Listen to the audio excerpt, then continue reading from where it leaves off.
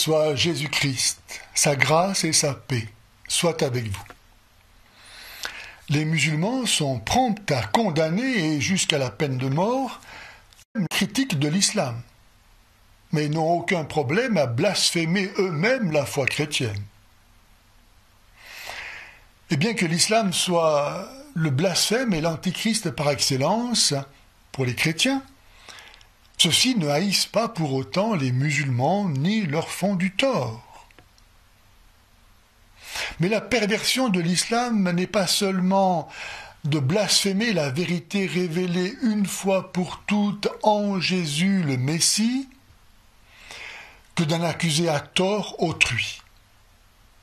Ils voilent ainsi la vérité aux yeux des musulmans qu'ils damnent en échange du beau rôle de redresseur de tort qu'ils leur offrent.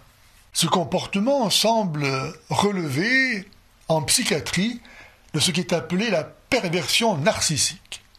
Vérifions cela maintenant en comparant l'enseignement de psychiatres de renommée internationale et l'islam. Pour le psychiatre Paul-Claude Racamier, l'un des plus grands psychanalystes du XXe siècle, le pervers narcissique se caractérise, je cite, par la capacité à se mettre à l'abri des conflits internes en se faisant valoir au détriment d'un objet manipulé comme un ustensile ou un faire-valoir. Et de fait, l'islam manipule le christianisme, et toute chose d'ailleurs, pour en faire si bien un faire-valoir que Jésus lui-même serait un prophète annonçant la venue de Mahomet. Et les chrétiens, deux imposteurs à anéantir, n'étant qu'impureté. Au même titre, précise l'Ayatollah Khomeini, que l'excrément, l'urine, le chien, le vin, ils sont les pires de la création, dit le Coran, plus vils que des bêtes, et tous voués au feu de l'enfer. Cette haine des chrétiens permet de ne pas être chrétien et de pouvoir être musulman. Et elle s'est exprimée tout au long de l'histoire de l'islam. Mais quelle tragique et pitoyable comédie de voir les non-musulmans, et en particulier des chrétiens, être si compréhensifs à l'endroit de la sainte colère musulmane, qu'ils sont tous disposés à s'en croire au moins volontairement responsables. Cette attitude, apparentée au syndrome de Stockholm, se manifeste par la condamnation unanime de l'islamophobie et jusqu'à la mise en œuvre de la charia par les institutions occidentales elles-mêmes.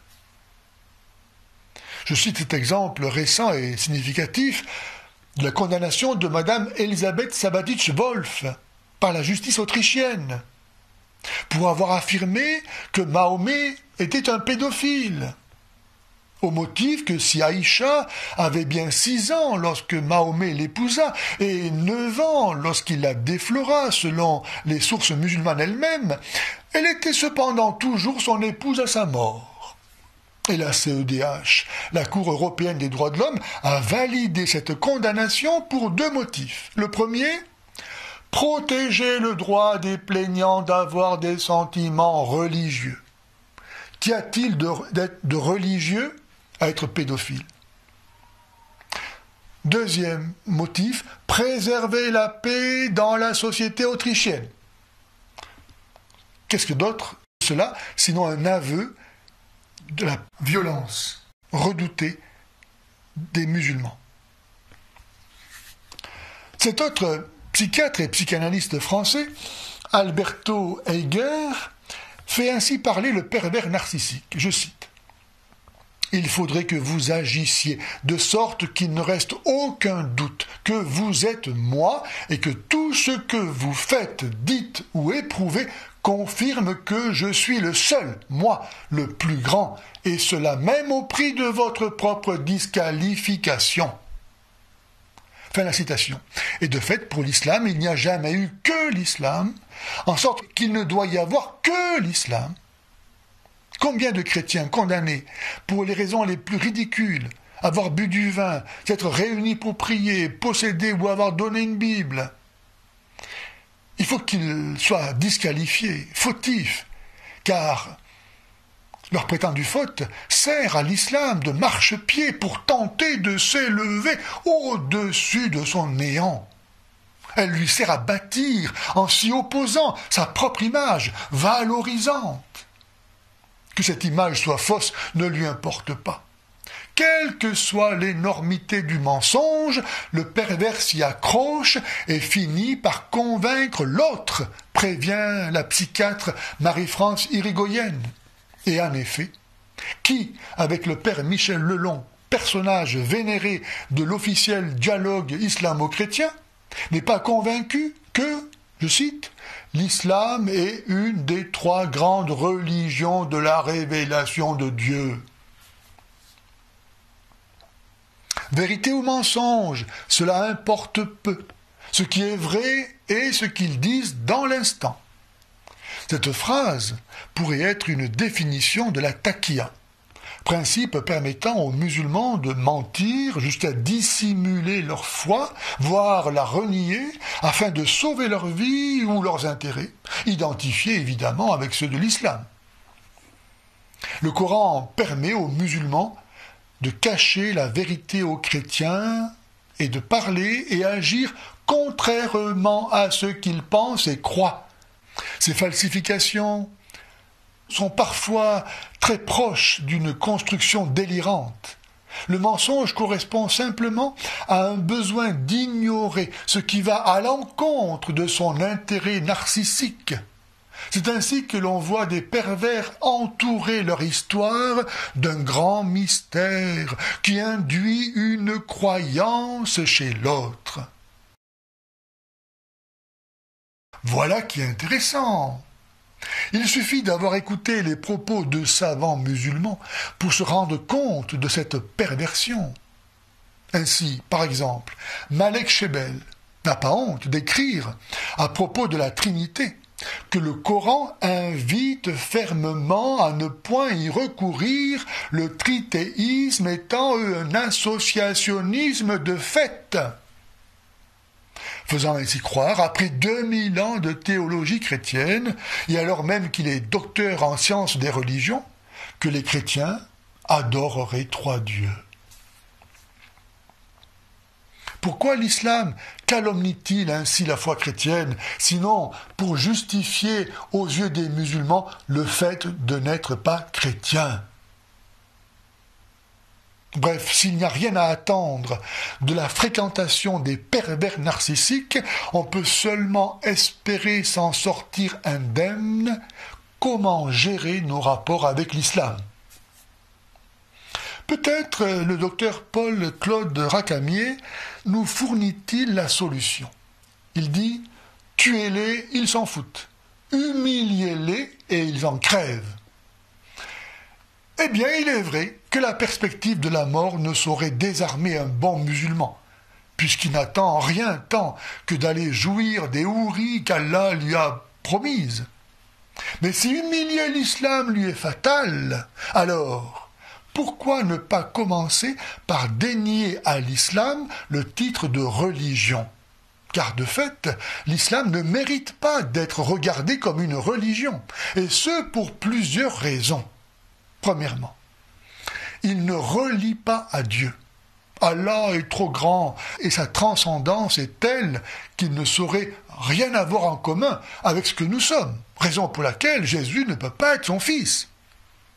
Deuxièmement, l'islam ne respecte pas la liberté de conscience.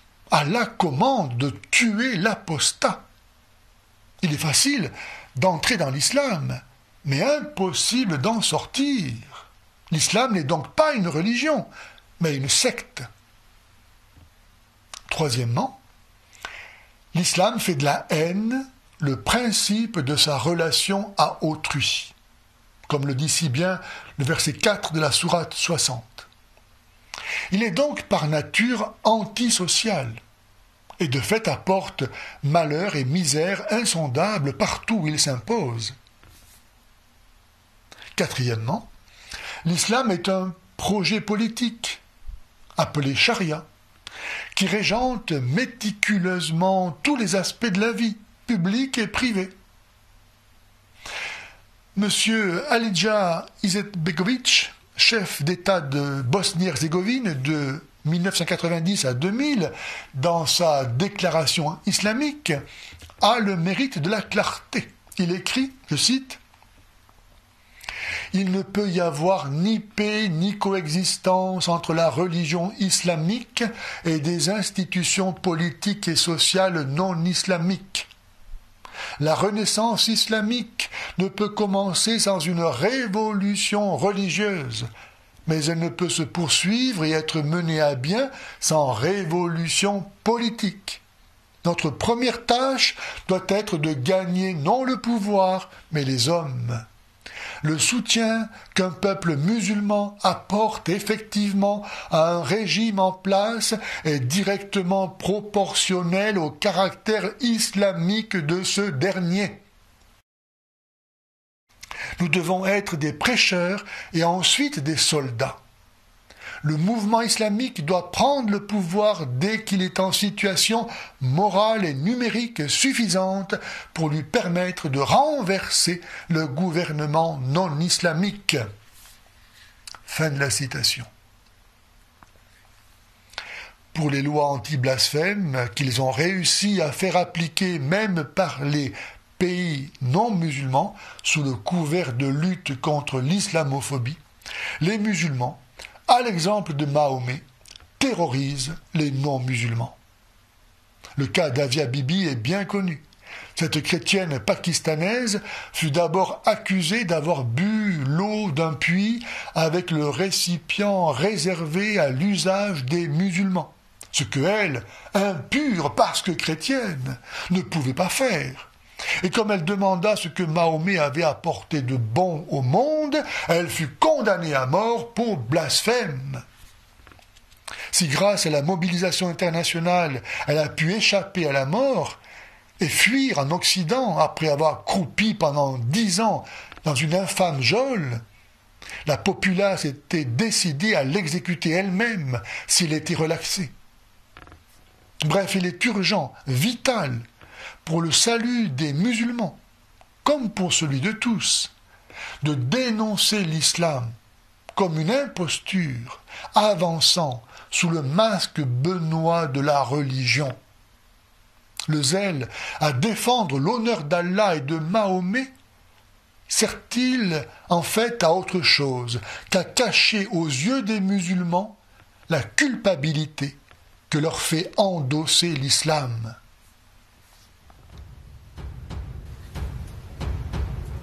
Si les gens savaient qu'ils vont en enfer, ils donneraient leur vie au Christ.